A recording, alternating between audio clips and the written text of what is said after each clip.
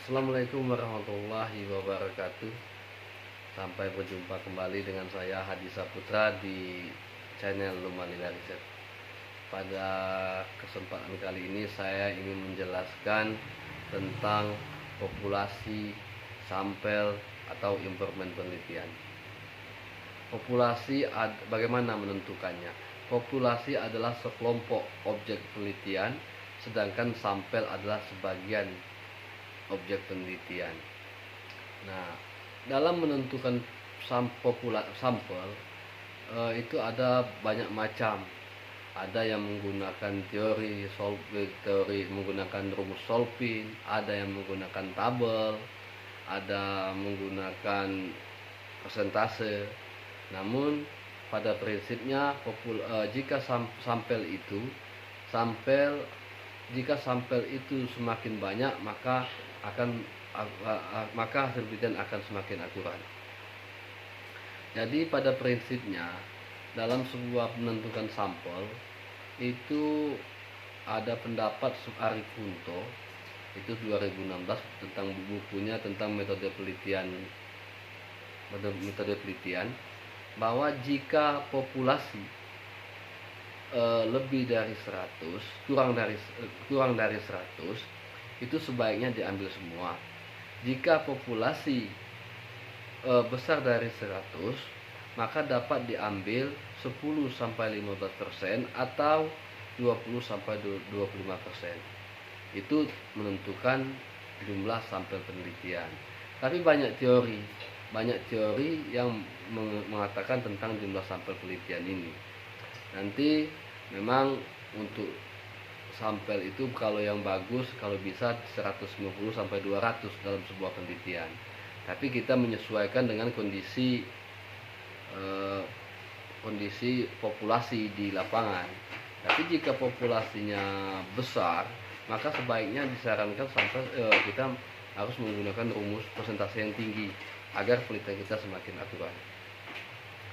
Jadi dalam sebuah penelitian, jadi nanti bisa kita gunakan untuk sampel kalau kalau di bawah 100 itu kita metodenya sensus atau total populasi. Seluruh populasi dijadikan sampel itu disebut sensus.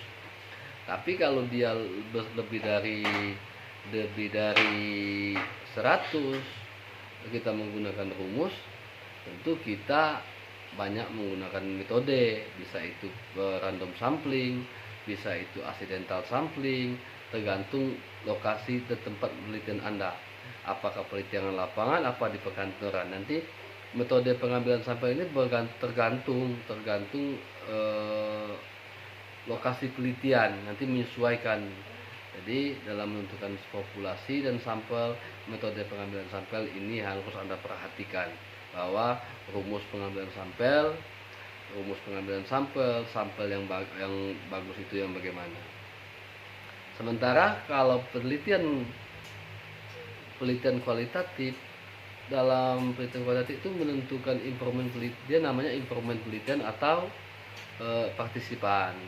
Dalam penelitian kualitatif umumnya dia menggunakan dua metode teknik pengambilan sampelnya, yaitu snowball sampling dan purposive sampling. Kalau snowball sampling dia semacam bola salju. Nanti misalnya kita menanyakan sebuah pertanyaan kepada informan A. Setelah selesai dengan informan A, baru kita menanyakan kepada informan A, kira siapa lagi yang bisa kita temukan. Terus sampai data informasi yang kita butuhkan sesuai, sudah cukup. Sedangkan kalau purposive sampling itu informannya sudah kita tentukan. Informannya adalah siapa, kepalanya atau sekretarisnya atau pegawai atau ketua RT, masyarakat, itu sudah kita tentukan. Karena dalam purposive sampling itu artinya informan yang paham dan terlibat langsung dengan permasalahan penelitian. Siapa yang paham, siapa yang terlibat langsung dengan permasalahan penelitian, dia layak untuk dijadikan informan penelitian. Nah, dalam informan penelitian ini tidak ada batasan seperti populasi dan sampel, tidak mesti harus menentukan berapa persen, namun kita bisa menyesuaikan siapa yang paham dan terlibat langsung, atau sampai data jenuh. Informasi yang kita butuhkan tentang tema penelitian kita sudah kita dapat, bisa 3, bisa 5, bisa 7, bisa 11 dan seterusnya.